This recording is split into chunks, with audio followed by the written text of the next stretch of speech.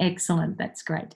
Well, look, welcome. This is our second EAPC Roundtable. For anyone who's just joined the room, I am Lynette McDonald. I'm the Director of Development and Alumni Engagement at the International School of Kuala Lumpur, that's ISKL. And it really is wonderful to see everybody in the room today. Thank you so much for taking the time to come in. I know this is a super busy time of the year, I think for all of us. Before we get started, a little bit of housekeeping. We'll ask everybody, you're all on mute now, and we'll ask everybody to stay on mute throughout the proceedings. We have 3 presentations today and 4 presenters. So if you have any questions during those presentations, it would be absolutely fabulous for you to add them into the chat that's on, you'll see that at the bottom of your screen, the little chat. We really welcome your questions or any observations or comments you'd like to make along the way. As I say, we'll be having a Q&A session at the end, so we'll be taking those questions then. We'll have note of them and we'll take them. And then if there's anything else you'd like to add, we'll also address those as well. After the event, we'll be sharing with you any additional information that comes from the Q&A session too. We are recording today's event. I just want to be really clear about that. So if you prefer not to have your face on the video, please do turn off your video now. We're recording it at the moment. Once again, if there's anybody who hasn't changed their name, and I think our phone guest maybe is struggling to do that, you have the 3 dots on the top right hand corner of your profile picture. That has a drop down menu with rename, so I'm hoping you might be able to do it that way. But it's wonderful to have you, everybody, here with us today. And first, a little bit of information about the EAPC. So we are the Education Advancement Professionals Committee of Malaysia, the EAPC. It's a volunteer group from universities and international schools who meet to discuss and further advancement knowledge and trends in Malaysia. Our focus is sharing best practice and supporting others to build the advancement profession through events such as this one. The group is young. We only formed in January 2019, but we're very enthusiastic, and we're hoping any of you who haven't already joined will consider coming on board, and I'll share some information again about how to do that a little later on. We are delighted to have you all here today, and it's been a really wonderful turnout. Representatives from 10 universities and 2 international schools are on this call today. The focus of today's event is, not surprisingly, the new normal of alumni engagement during the COVID-19 pandemic.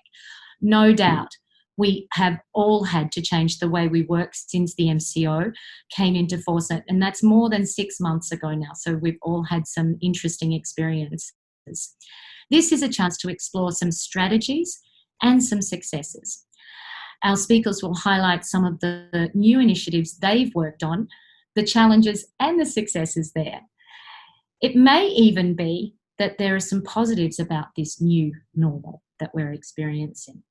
So today we're going to hear from 4 of our EAPC members. Susan Wan, who's Director of Development at the Alice Smith School and our EAPC Chair.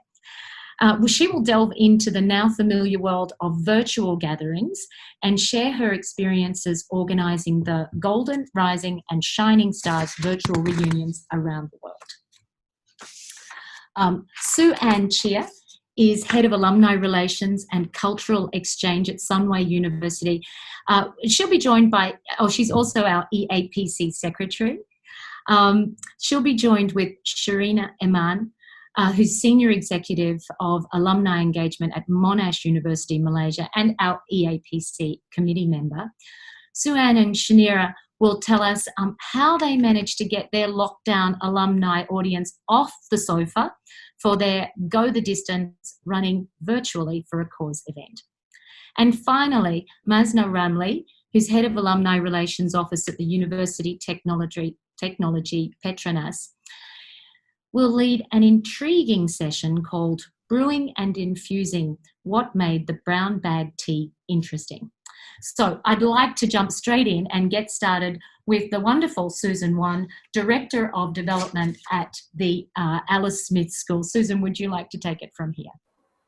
Thank you so much, Lynette. That was a very wonderful and good introductions.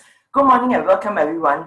It's really fantastic to have all colleagues, from the same industry on webinar this morning, sharing best practices and also experiences during these challenging times. In order to facilitate our discussion this morning, I've prepared some slides which I'll be sharing now to guide us through this presentation and discussion. All right.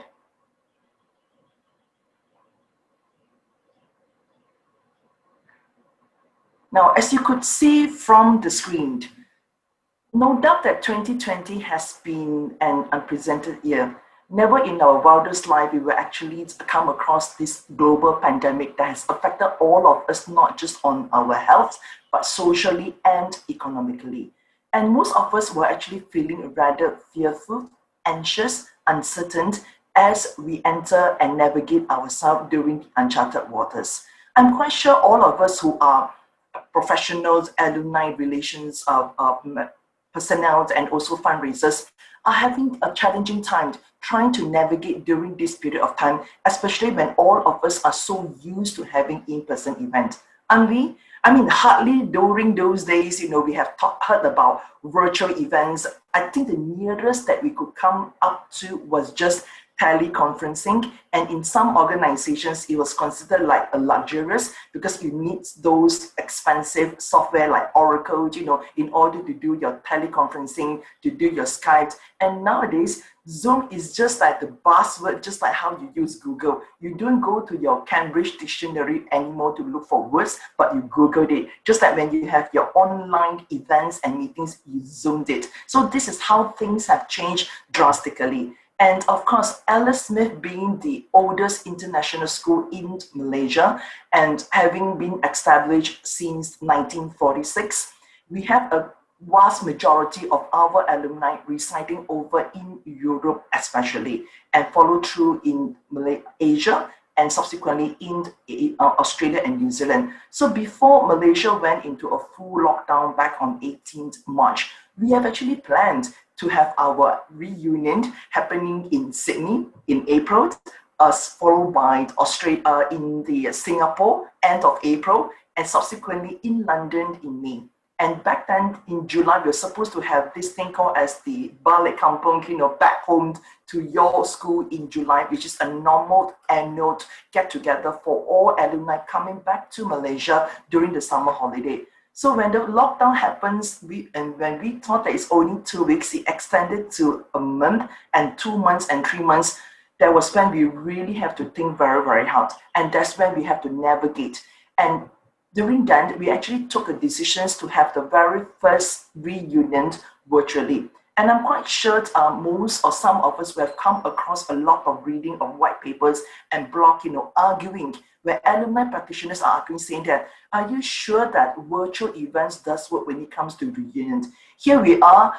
I think most of us will already have the assisting challenge of getting alumni together. Am I right? It's really challenging enough with an in-person event to get alumni coming and attend the event, even though the fees could be subsidized by the university and things like that. What more on a virtual event? So we tested this out in June. Because when it comes to international school, June is always the last month before the families leave the school for good, either leaving the country to be back home or relocations and stuff like that. So during the event that we had back in June, bidding farewell to all the leaving families as they graduate now and upgrade themselves from an existing parents and students into our alumni portfolio, we have close to 100 people online in Zoom, with Classic, i.e. the Alumni Associations of Alice Smith conducting it.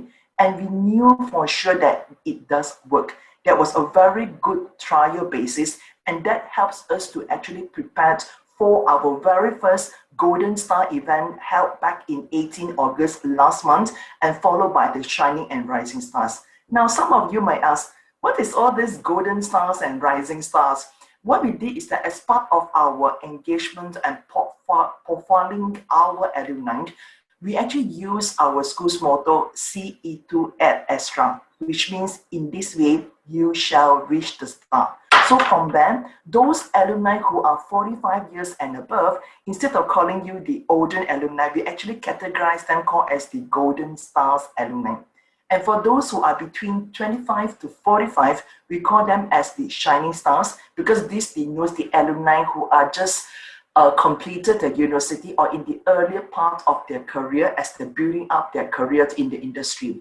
And for those who are below 25, i.e. the recent, what you call A-level students who just graduated and are entering into university or taking a gap year, that's when we call them the Rising Star. So based on that, what we did was that for the older alumni, we have a separate reunion altogether called as the Golden Stars. So as you can see from the top screens, these are all the Golden Stars, which you could see very evidently.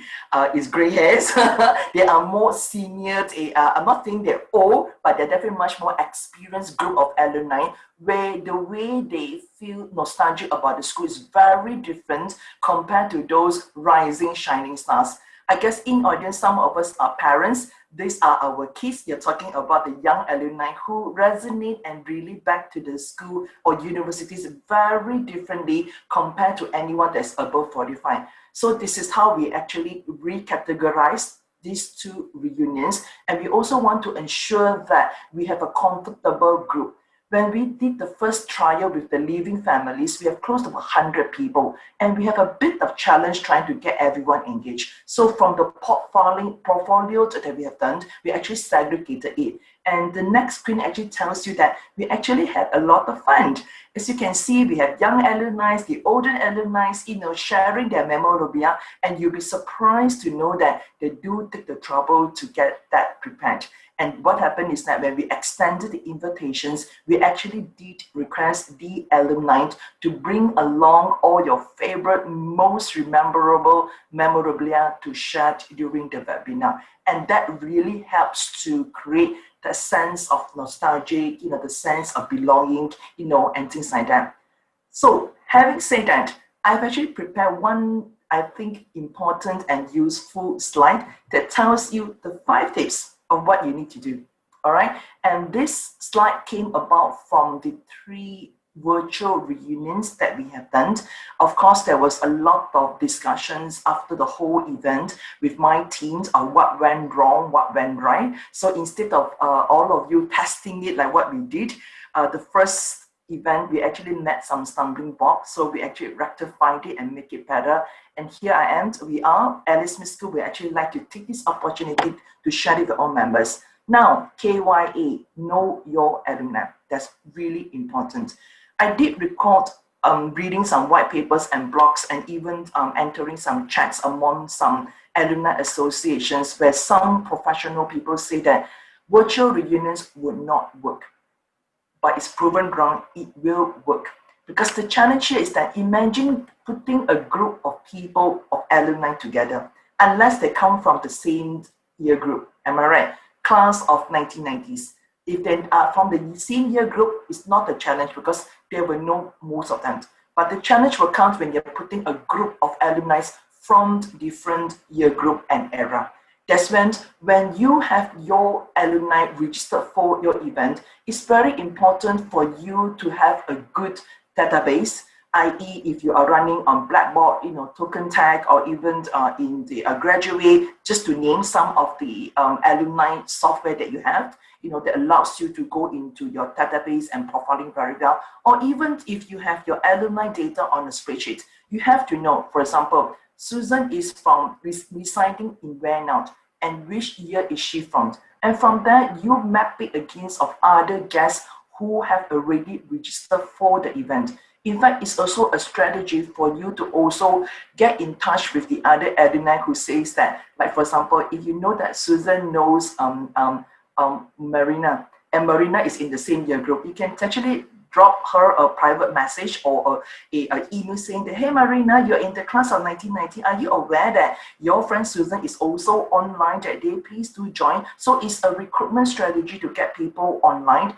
And not only that, is to prepare you to manage the event well. The last thing you want, just like now, if you are in a room and everyone start to like not responding, you will be entering into a very funny, cold, silent moment. That will allow you to actually strategize how you engage them. And from there, you develop the connections. Now, you get everyone already into the room, just like now. All of us are in the comfort of our home, our office, our meeting rooms. How do you establish the mood? Housekeeping rules.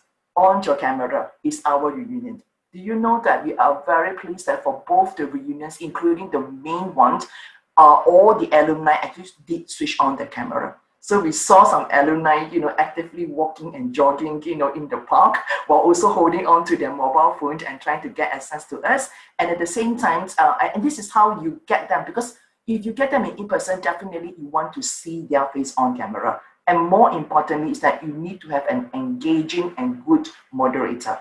And how it happens is that you must have a proper running order, do your trial run, and do your talking points. Because the role of the moderator is to moderate and to facilitate. And the rest of it that you must leave, once you have started to set the scene, you must allow your alumni to take charge.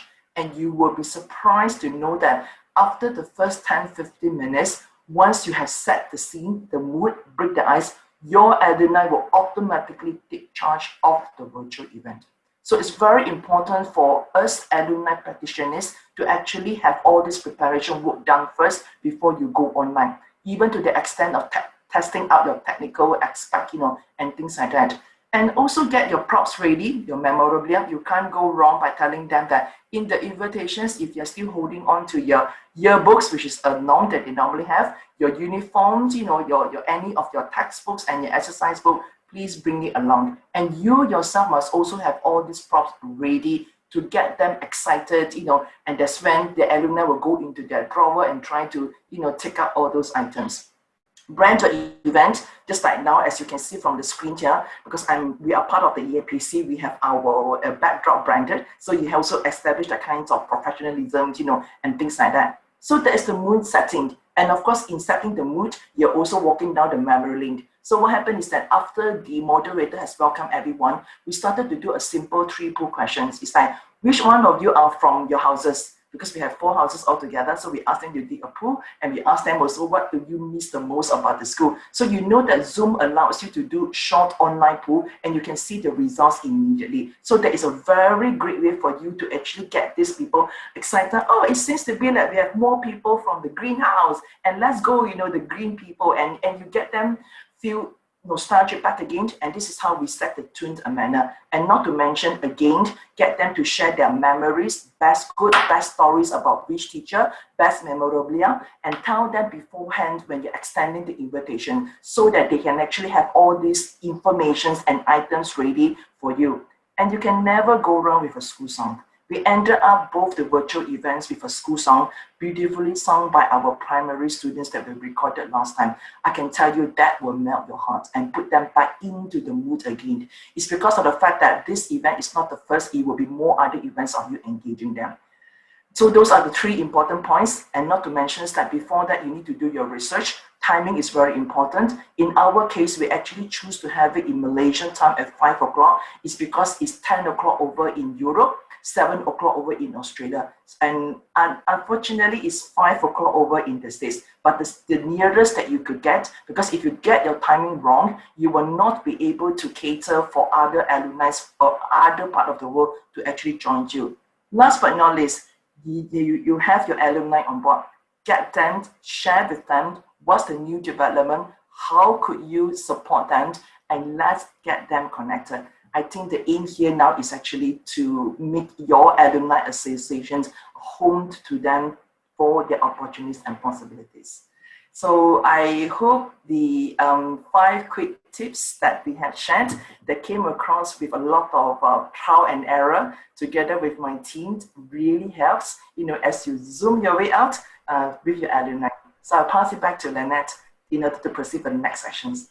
Thank you. Thank you, Susan. That's Susan Mon, who's the Director of Development at the Alice Smith School. And that's really excellent practical advice as well. I love the idea of sharing the memorabilia letting the alumni lead the discussion as well. Once you have them in there, that's really excellent. It was so sweet to see those people obviously really engaged, sharing pictures of themselves with their teddies and their school report cards and what have you. Very, very lovely. Thanks for that, Susan.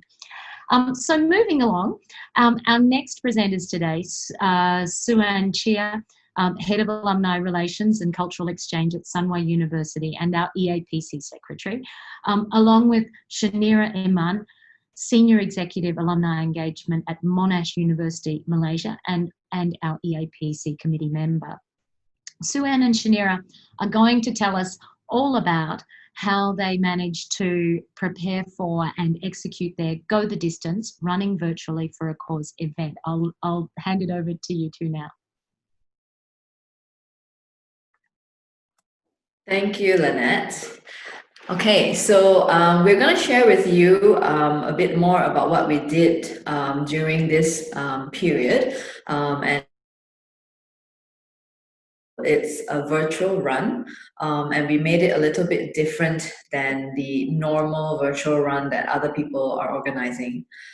So to start off, I'll just give you a bit of history and just some overall information about what we have done in the past. So Sunway and Monash, we have worked together for a couple of years to do physical games to get our alumni involved.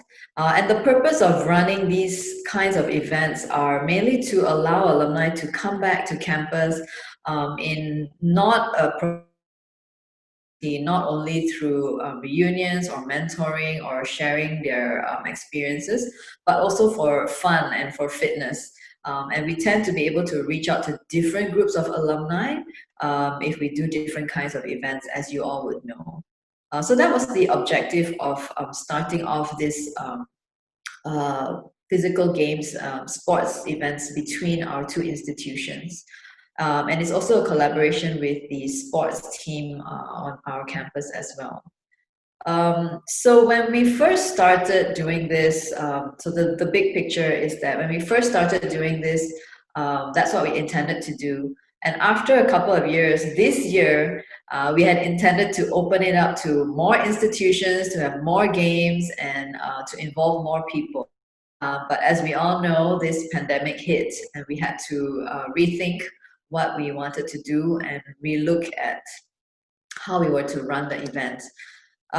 We looked at many different options. We threw around many different ideas about what we could do. We thought about doing like funny Olympics, or maybe focusing on just one sport instead of all the different games. Previously, we had run events in badminton, in futsal, and also in football. Eventually, after looking at all the different options, we realized that we also had to look into what the government rulings were, and that took a bit of time because during MCO we weren't able to go out and do sporting events. So we had to wait to see what SOPs were set up and when we could actually start doing activities again.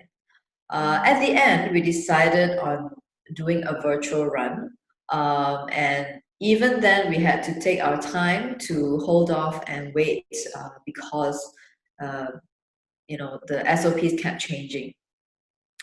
And when we decided on a virtual run, after that, we decided that we wanted to make it different as well.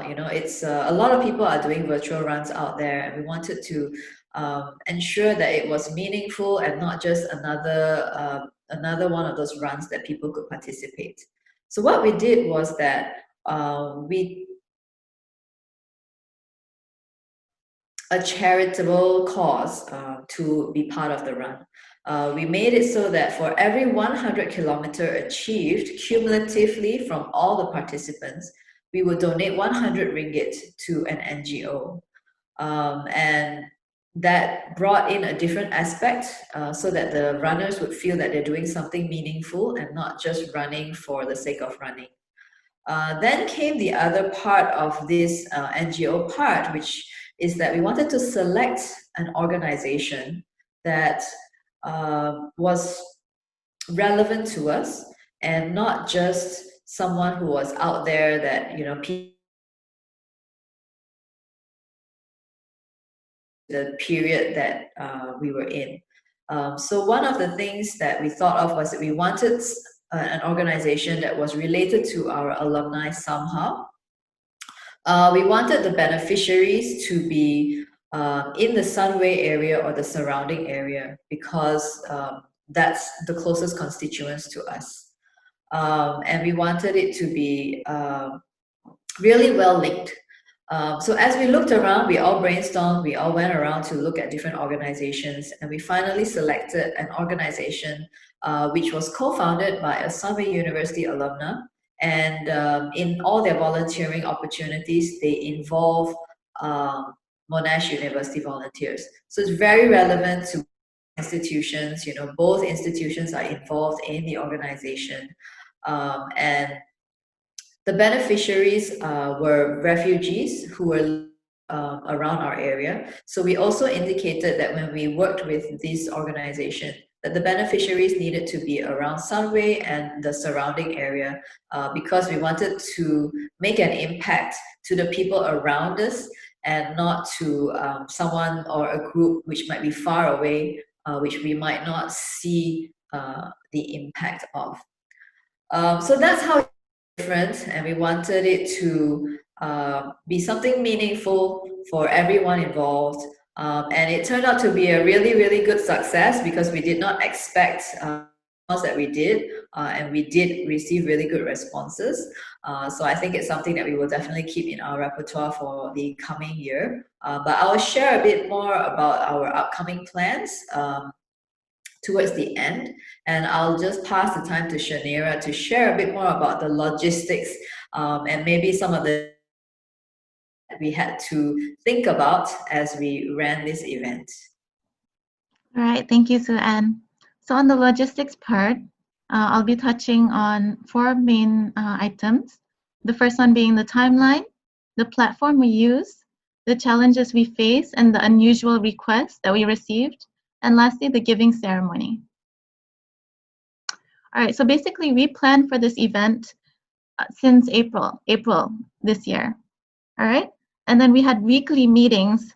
Monash and Sunway would meet up, and we would catch up and update each other on the event that we planned, which is the virtual run.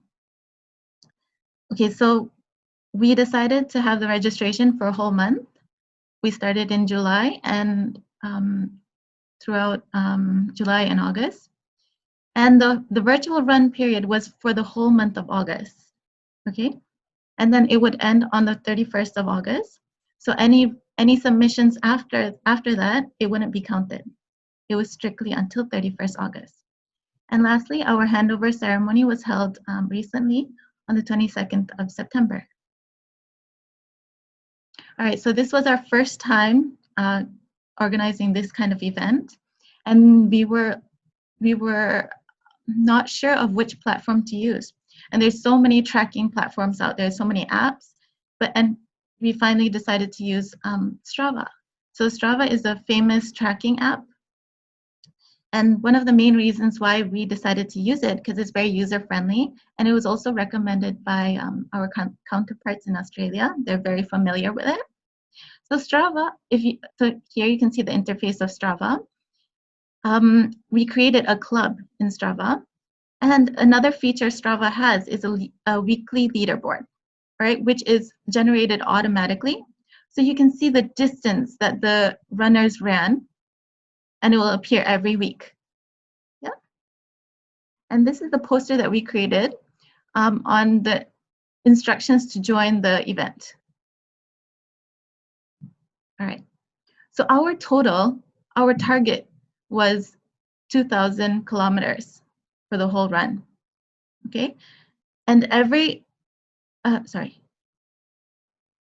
And we also had a separate platform for those who joined the run and wanted to donate on their own. So there was a separate platform so they could run and contribute to the charity, but they could also donate if they wanted to donate separately. Okay. Our target was 2,000 kilometers, but in total, we actually overachieved and we got 6,445 kilometers. Yeah. So our top 10 longest distance runners would receive a medal here, and everyone would receive a certificate. So it's either you receive a certificate for joining, for completing the minimum run of 10 kilometers, or you receive a certificate saying you're one of the top 10. Oh, sorry. Okay, and the challenges that we faced included some alumni asked for a medal, even though they were expecting a joining medal. So some marathons, once you join the marathon, you'll automatically get a medal for joining or for completing. But for because this was our first time doing it, we only limited the medals to the top 10 longest distance runners. So we had alumni asking if they could buy the medal. We had alumni asking if we were preparing T-shirts. But okay, we did have an idea of creating a T-shirt, a jersey. But the thing is, I mean, it's quite, for the first time doing it and everything's virtual, it was a tough decision. So we decided to forego that. Another challenge that we faced was we had some people that were not used to using Strava, and for some reason, when they would record their distance, they forgot to pause it or they forgot to stop it. So even when they were driving, it would calculate. Yeah, so that didn't seem right, because how can you, like, it just seemed very suspicious. So when we checked with them, it turns out they forgot to stop it.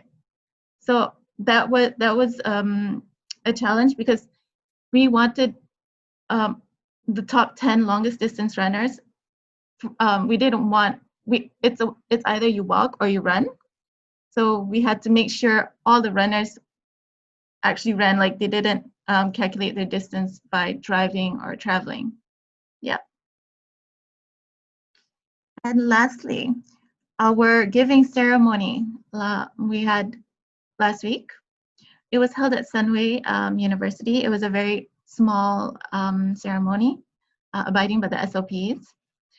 So we had a representative from Kaka, as well as the road track club of Sunway University, including the Monash volunteers. So here you can see the volunteers giving the donations to the deserving families. And Kaka is the NGO that we worked with. So they were also posting up their achievements on their social media side. All right, okay. Sian, I'll pass it back to you. Okay, thank you. So I think looking at what we did, it was, as Shanera said, the initial challenges that we faced in terms of sorting out the logistics,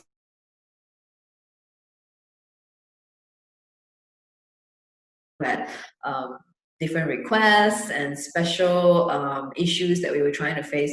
So as we proceeded and did all of that, we realized that doing this virtual event works, and we made a good decision to switch it out. And we also moved our event earlier on because our original run, our original physical games were meant to be in October, but we decided to push it forward because we didn't know how long this lockdown and this MCO would last. So we wanted to make sure that people would participate. So looking at how it's gone, we will definitely be including some sort of virtual event in the future, and maybe if thing with physical games and also virtual games. And I think it would be great to involve more people, more institutions, as what we planned this year. Basically, that's what our intentions are, and we hope that this has been helpful to you. Please ask us if you have any questions later on like any of the logistics or big picture questions. So that's it for us. Thank you. Thank you so much, Suan and Shanira. So that's Suan Chia, who's the head of Alumni Relations and Cultural Exchange at Sunway University, and Shanira Iman, Senior Executive Alumni Engagement at Monash University, Malaysia. And I know I have a few questions that I'm really keen to ask them following that presentation, because it was super interesting. But if you have any questions, if anyone here in the room today has any questions you'd like to ask, please don't hesitate to put them into the chat box. You'll see the prompt for it at the bottom of your screen. Pop them in the chat box, and yeah, share them there, please. And we'll answer any of those questions during the Q&A session that'll be coming up after our next presentation. And so finally, Masna Ramli is Head of Alumni Relations Office at University of Technology, Petronas. And I love the sound of this presentation. I haven't been privy to it yet, so I'm really looking forward to seeing it. It's called Brewing and Infusing, What Made the Brown Bag Tea Interesting. Masna, over to you. Thank you, Lynette. Hi, good morning, everyone, and greetings from University of Technology Petronas. Okay, let me share you my screen. Okay. All right. First of all, thank you very much for giving us the opportunity to share some of our success stories and lesson learned from the event that we conducted, particularly after experiencing global pandemic issues, COVID-19. All right. Today I feel very honored to share you the topic on brewing and infusing, what made the brown bag interesting. Well, when you see a brown bag like this, right, we normally associate with takeaway food, maybe coffee time, or perhaps it's time to take a break. So imagine the aroma of the coffee brewing and the hot curry puff infusing in the air towards a relaxed and a casual mode. So having that kind of imagination of mind, we chose the brown bag tea session because we want it to be a relaxed and informal learning session for our audience to quickly learn and gain some important relevant issues from the leading oil and gas industries. Right. Okay, before I proceed, let me share you a quick introduction about our UTP alumni. Right, as for now, we have 19,013 alumni members all around the world, with 7,148 are female and 11,865 are male alumni, and 16,205 are domestic, 2,808 are international. Right, and top 5 highest number of alumni are currently residing in the city centers, which are Kuala Lumpur, Selangor, Terengganu, Sarawak, and Perak. For international, mostly are in Southeast Asia, which includes Indonesia, Thailand, Vietnam, Philippines, Singapore, and Myanmar. All right. So let us move on to the event that we have chosen to share with all of you today. As you can see, the online brown bag tea forum session, the topic is adapt or about redefining expectations, skills, and values, which was conducted on 22nd July from 3 to 4:30 p.m. And we use Microsoft Teams Live, which is connected also to the FB Live. Thank you to our IT media team and our corporate communication division for the technical support during the event. So this event is a collaboration effort between our office, Alumni Relations Office, Yayasan UTP, and also Career Development Office. Right. Why do we choose brown bag tea online forum session above all other events? Right. This online forum session has reached up to 1.3K views, which is the highest number of viewers among any other online events which we ever conducted so far, right? Honestly, we do not expect such overwhelming response as it is conducted during weekdays and where everyone is probably quite busy with work or have other commitments. But we are great to have such a very overwhelming response, and mostly are from our UTP students, which is 53%, and from our alumni, which is 34%. All right, let me share you some of the feedbacks from the audience. It says here that the forum are useful, helpful, and the presentation was conducted perfectly. Great sharing by industry experts on how to adapt to the current situation, and overall rating by the viewers is 4.78 from 5 stars, which is relatively satisfying, but of course, there are still rooms for improvisation. Right, so what are the key main reasons for the success? Right, ladies and gentlemen, when we want to participate in any kind of webinar, online session, there are many questions that pop up in our mind. So among the questions that people will normally ask are, who are the speakers? Are they subject matters to the topic or not? Or is it worth for them to listen to this session? So that's why we carefully select the most suitable speakers who will be able to be captivating, and be able to pull the targeted crowd, and it's worth for the audience to join in. Right. So we have Anwaruddin Saidu Muhammad, who is our UTP alumni, right? And he is currently Chief of Technology Officer. We have Yang Berbahagia Datuk Kamal Rizwan from the CEO of Managing Director at Uzma Group, Encik Nan Yusri Nan Rahimi, who are Director, and Encik Ainul Azhar Jamal, who is a Board of Director of Petronas.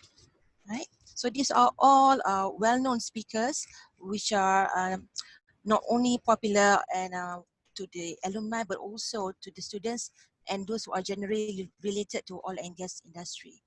So hence probably their strong capabilities might be the main reasons for the audience to voluntarily enroll in the session.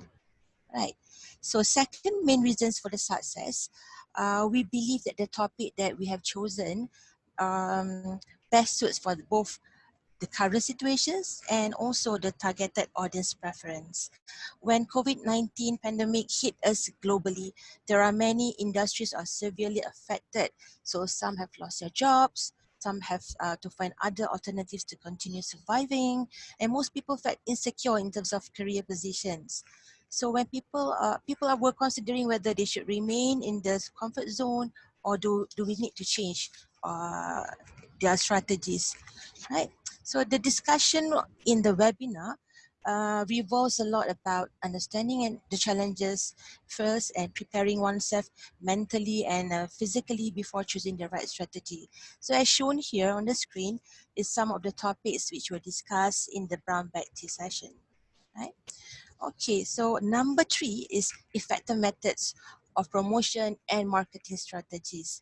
We use all available platforms such as our social media, email blasts, WhatsApp, even words of mouth from among alumni and also the students, which has been shared as early as 1 month before. So as you can see, sufficient duration of promotion time really helps us to create awareness among the targeted audience. Right. And number 4, involvement of the alumni as the moderator. When we choose our alumni as the moderator, we believe that he will be able to pull the fellow alumni, friends and colleagues from the same industry as well.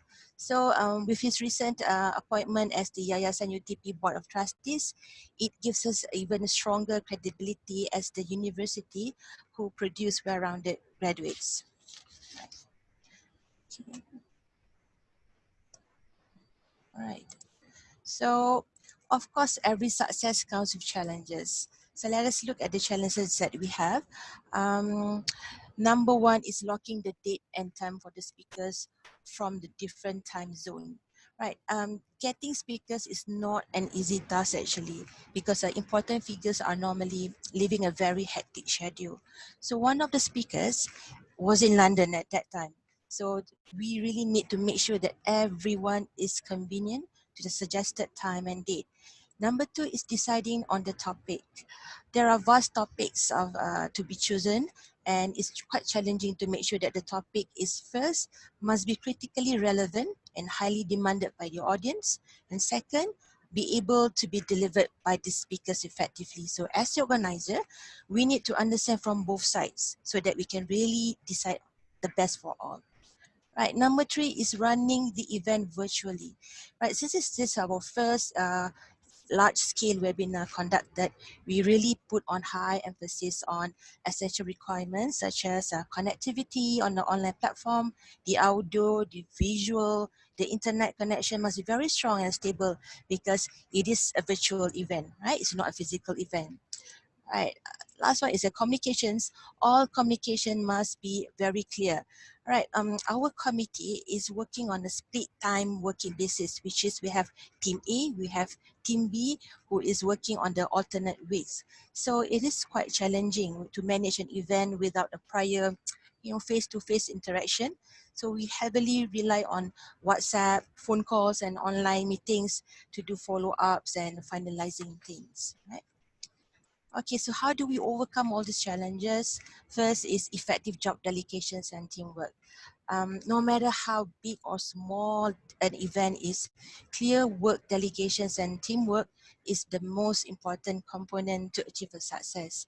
So you can't do everything all alone because we always need each other as a team, right? Okay, number 2 is research and feedback. Okay, remember I told you that to find the topic is not that easy. So what we did is we searched for volunteers to give us some feedback and expected outcome from the webinar. So plus we do some kind of like background checkings to ensure that the topic are perfectly matched with the viewer's expectation. Okay, number 3 is dry run before the event. So to ensure the smooth running of the online session, we did dry run session, especially to make sure that the flow and the coordination are all taken care of, right?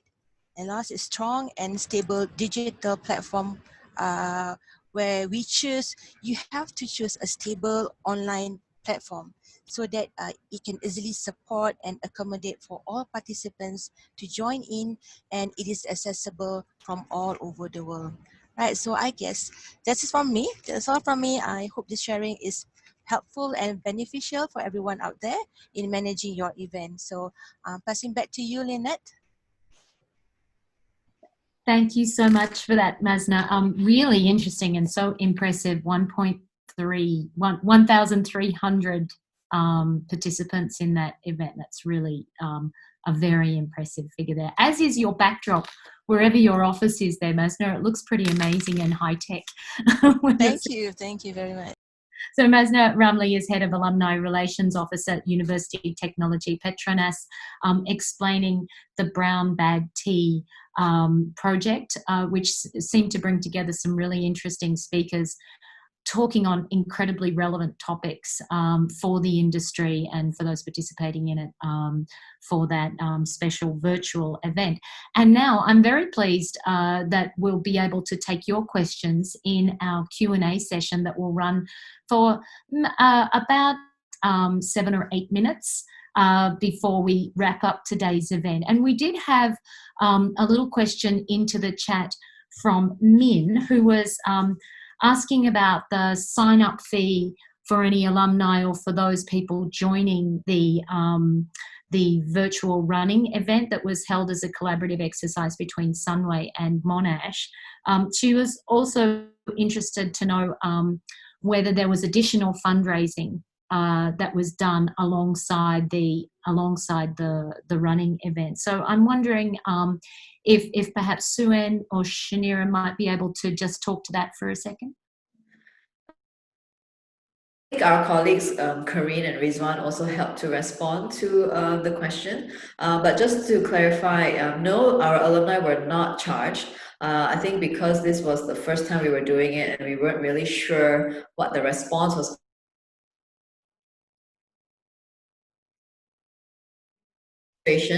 And we were the ones who pledged the funds to contribute to the NGO. And then, as Rizwan said, the other costs were the medals, which were minimal, and because we only gave it to the top 10 longest distance runners, so those were just absorbed by us. And sorry, did you want to add something, Shanira? I'm also very interested to know about Strava. I think we all probably are interested to know about Strava. was the Strava contract for one event, or is it over a time period that you're able to use that platform? Okay, so basically we didn't pay for the premium access. So if you create a club, it's free. It's just that you have limited features, and you can have it throughout how long you want it to be. Yeah. And we have thank you so much for that. That's good to know. I'm just going to add in one more question there because I'm very interested in it. Did you consider making it a sponsorship event so that your runners would get sponsors for their runs rather than doing it the other way? And does Strava support that? I think when we were looking at what was the best model to do it, the first thing we were thinking was, number one, we didn't want to charge them because we wanted to get as many respondents and participants as we could. And then we realized after that people were running like really, really long distances. So that's probably one of the things that we're gonna have to look into for the next round, probably, to see, number one, whether we could have improved on how they could contribute funds to the organization if they didn't run, perhaps, and also, yeah, how they themselves could raise funds or bring in like other people to support them as they ran. You know, like if they could get to like X number of kilometers, then people would support them this amount or something like that. Yeah, so that's definitely. I mean, we did think of as we proceeded, and we realized, you know what, that would have been a good improvement.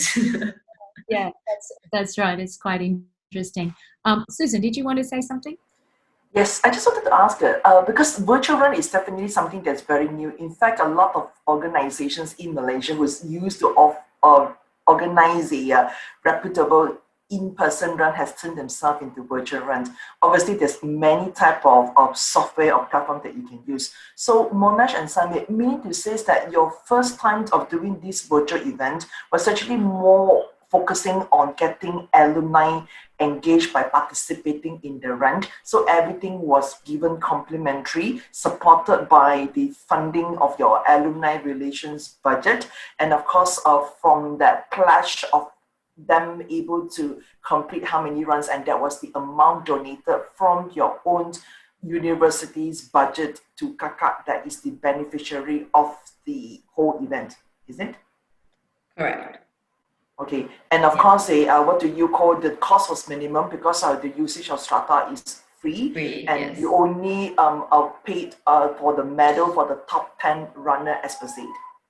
Yes, and correct. And Jacinta also asked, how was it given out? So we mailed it out to them.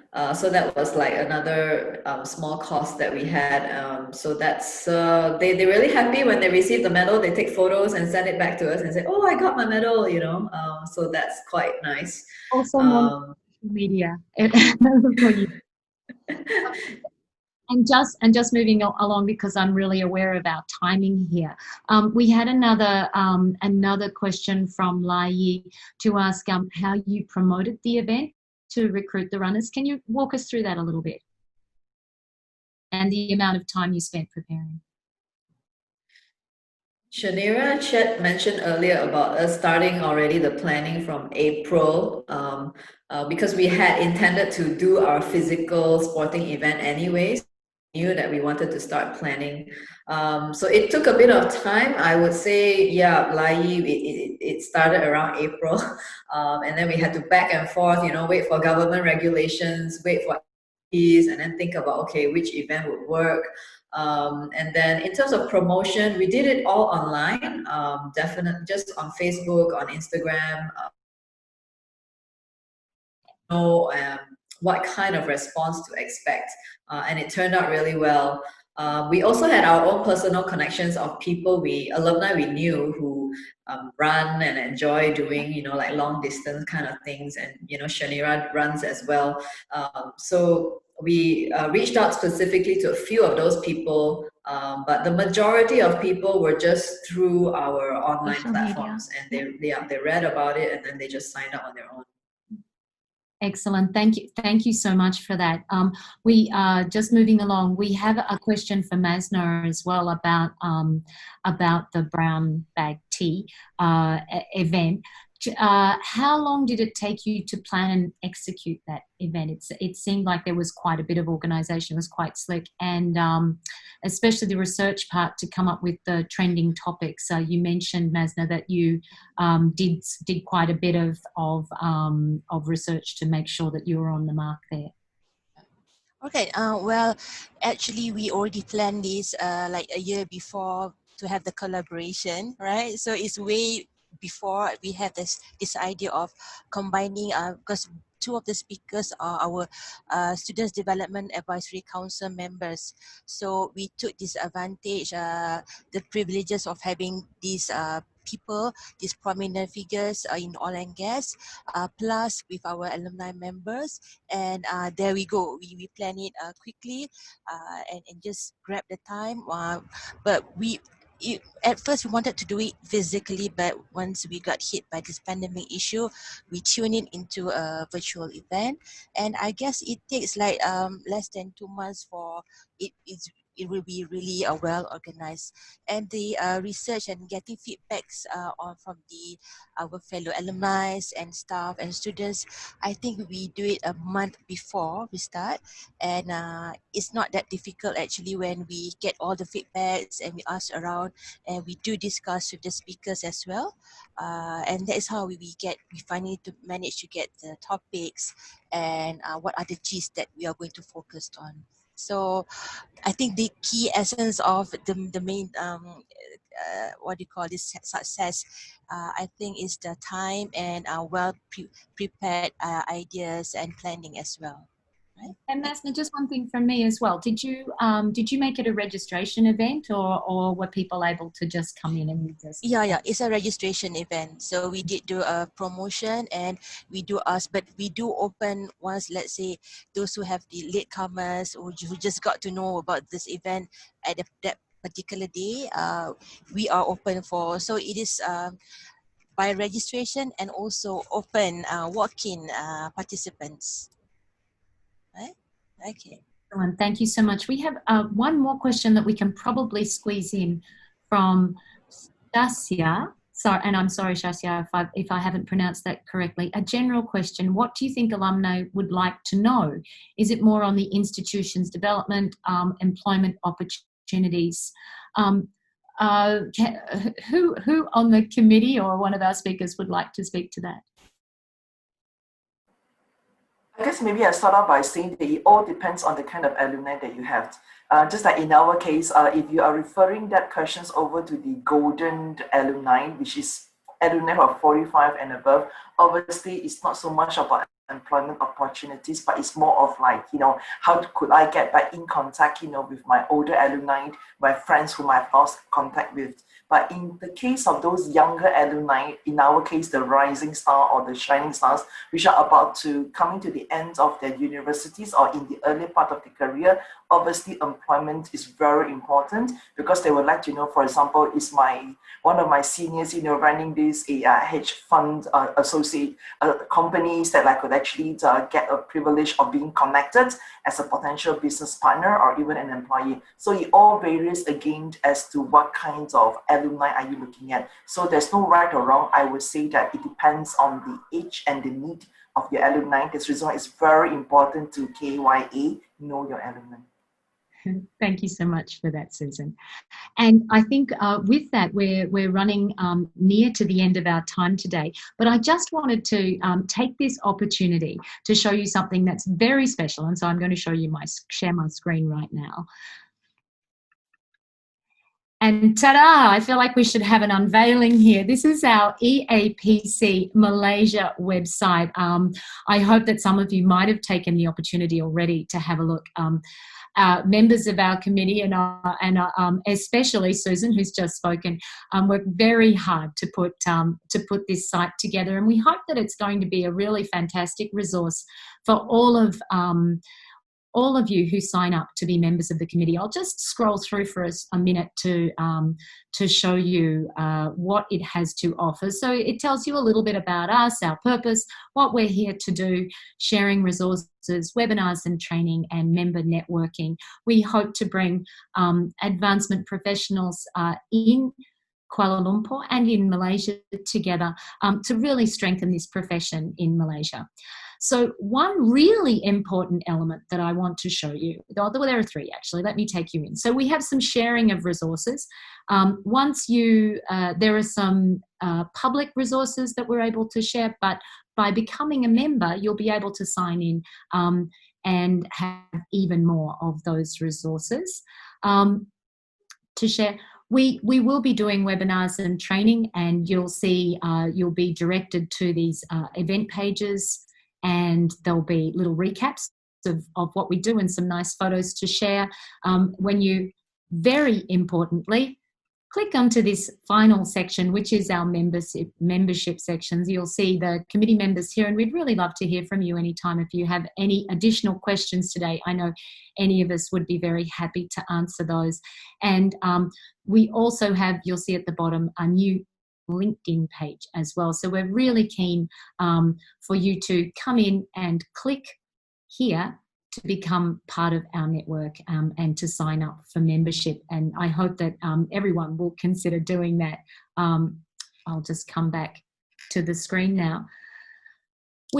The whole purpose of the EAPC is to share best practice, and it has been a really challenging time for many of us. I know I personally had to cancel 3 events that were scheduled to happen during our summer break, and only last night we live streamed an event that I actually recorded last week, which was an alumni careers forum, which and taking the advice of all of our other speakers here, we had 3 alumni as our guests, but we also had an alumni host. So we're very pleased to have that.